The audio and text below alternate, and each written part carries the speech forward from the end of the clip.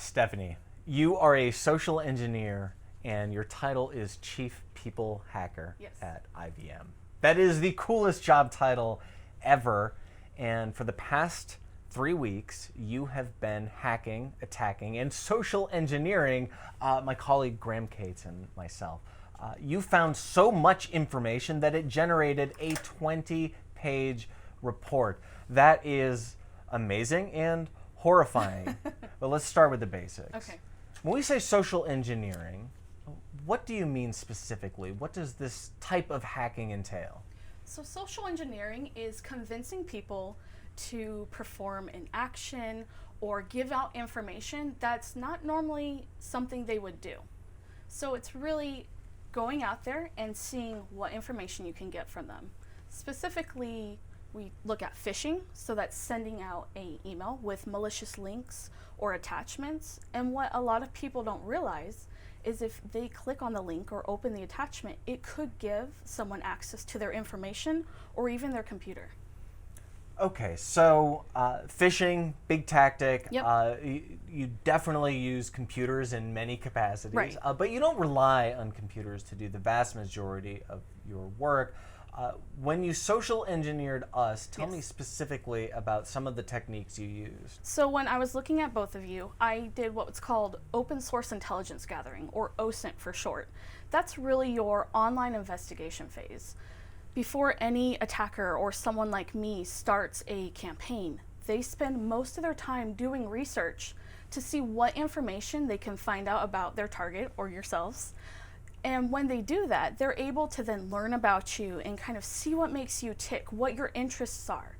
And they're able to use all that information, and then they craft their campaigns, whether it's through the phone, through email, or even in person. The information you found was pretty staggering. And even if you were familiar with the InfoSec or information security world, you're kind of familiar with, okay, a phish might result in you accessing my email account, but 20 pages of information. Tell me specifically, what did you find? So for yourself, I was able to find addresses. I was able to find family members, their full names, their birthdays, phone numbers. I was able to find 4 email addresses that you had, which were all included in about 13 different data breaches. Okay, data breaches, email addresses, that's Yes. fine. You also found my current mailing address, my street address, as well as my 3 previous street addresses. Right. That to me seems pretty intimate, but for those who are still kind of skeptical and say, well, you know, all your information's out there, what's important about your ability to find where I live? There's a handful of things that attackers could do with that information. If they find out where you live and they know that you're traveling or on vacation, that your home is most likely vacant. Something else that attackers can do with your address is actually target you in person. One of the things that I like to do is badge cloning. And to do that, I have to get close to you. And if I know kind of when you leave or come home from work, I can be in a close proximity to you to get your badge credentials. You found out a lot about Dad, Yes. but you found out just a crazy amount about me and my whole family, really. My wife, my young daughter when she was born, my address, my cell phone number.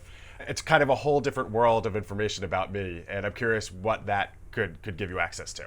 Absolutely. So with your cell phone number and seeing different accounts you have, I know that you're interested in food and you like to take pictures of food. So as an attacker, I could use that information and send you a text message, but it could contain a malicious link. Just like Dan, if I know that you're out of town and I did see a post where the family was going on vacation, that's something that as an attacker, I would know that your house is most likely vacant. So Stephanie, much of your skill lies in being able to trick people or to extract information from people over the telephone or even in person. How do you get information from people just by asking for it? So one of the things I like to do with phone calls is I will do caller ID spoofing. So I'll make my phone number appear as it is someone that you know or trust. Maybe it could be your bank or a relative, something where you would know that that connection is real. And once we have that connection, I go further and I'll ask you questions and sensitive information. Can you explain how exactly you would do caller ID spoofing? Yes, there are a number of applications that allow you to spoof your phone number. And what that does is I can pick any phone number I want my number to appear to be from, whether it's your bank or your boss or someone in your company. And once I'm able to call you and my number appears like that, you have automatic trust because it appears legitimate.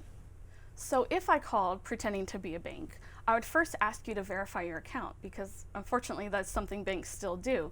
But I would ask you to confirm your address and your phone number. And without thinking, and because you see the phone number coming from your bank, you would trust that and you would most likely provide that information.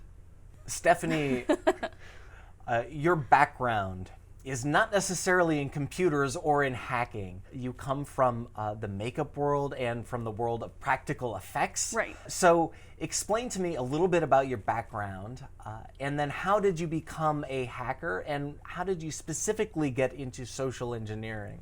So my background is in sales with makeup products. I really enjoyed seeing what made people tick and what sales techniques worked and didn't work. And with that love of makeup, I then learned special effects makeup. And I was able to really transform people. And I enjoyed that. And I had no clue that those were two things that I would be using in my career now. But if you fast forward a couple years, I attended DEF CON for the first time, which is the world's largest hacking conference. I went with my spouse and had no interest at all in being there.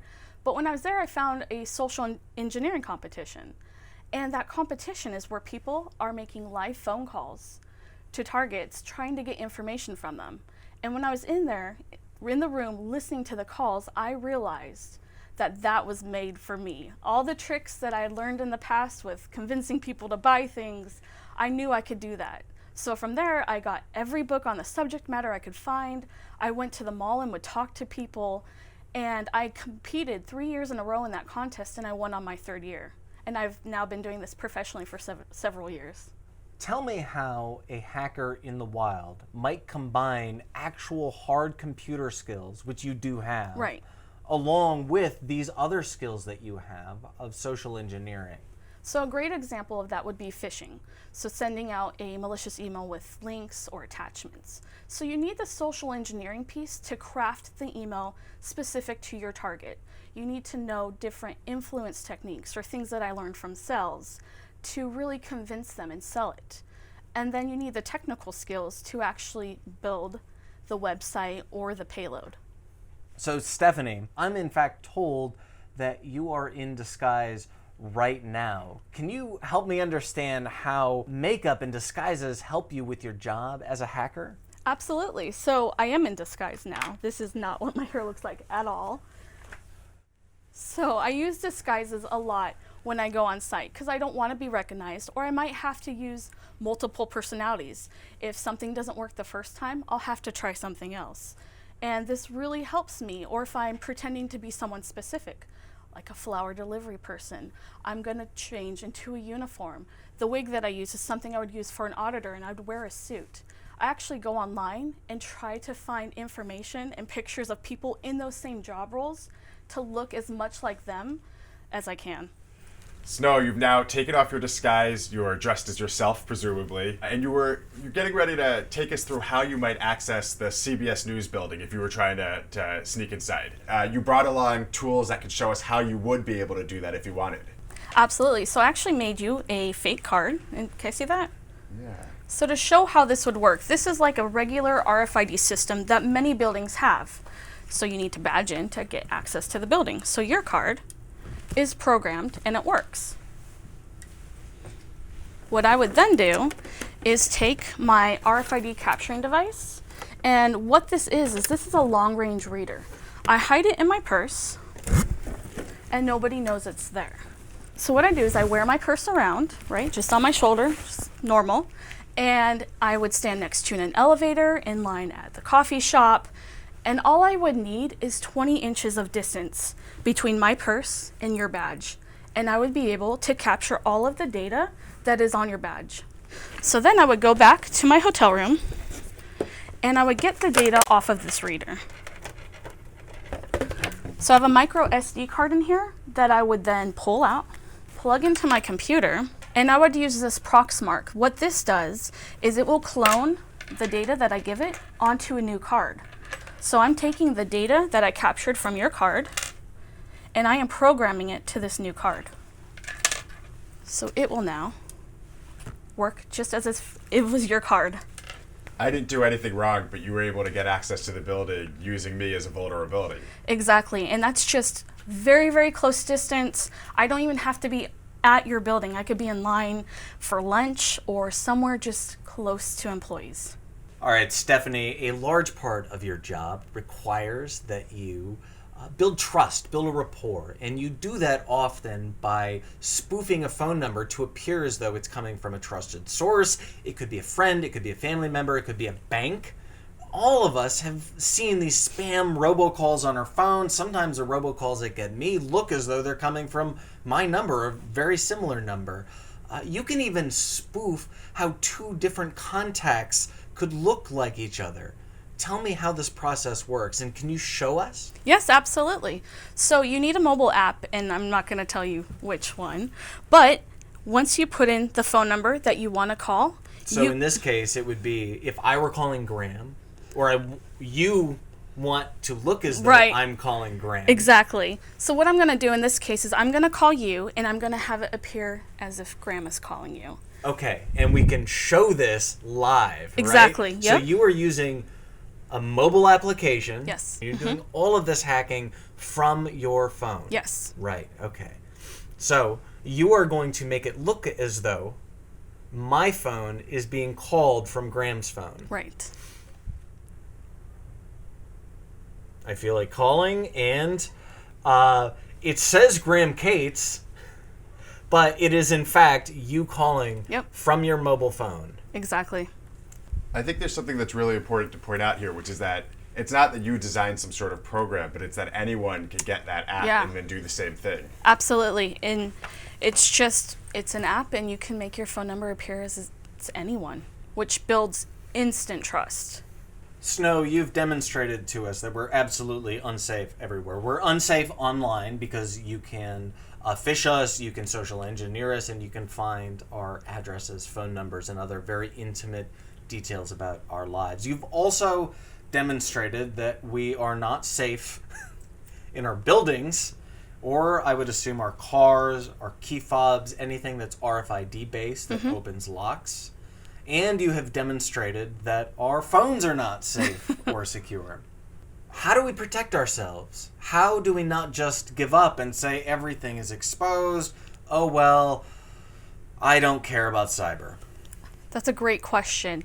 So how you can protect yourself online is really stop and think about what you're posting. Do you really need to tell everyone that you're going on vacation? And also check websites to see if your information is leaking anywhere so you can get that removed. Those two things are very important when it comes to social media. As far as your badges and wearing them outside of the office, there's no reason you need to take it everywhere with you or leave it in your car. It should be hidden so that someone like me or an attacker can't visually see it to recreate a copy or clone it. That's things that you should really protect and not show. So before you came here, you told us that you had some surprises to show us, some things that you found about us that you didn't necessarily want to put in your report, and we're ready to see them. All right. So Graham, this is for you. And Dan, for you. Oh, man. The magical mystery envelope. Oh, wow. Thanks for finding our passwords, Snow. This is maybe my oldest password. It's one that I've been trying to phase out from like various websites from when I was just like a little kid, and I didn't know any better. So unfortunately, things like this are in data breaches, and if I can get it, so can attackers.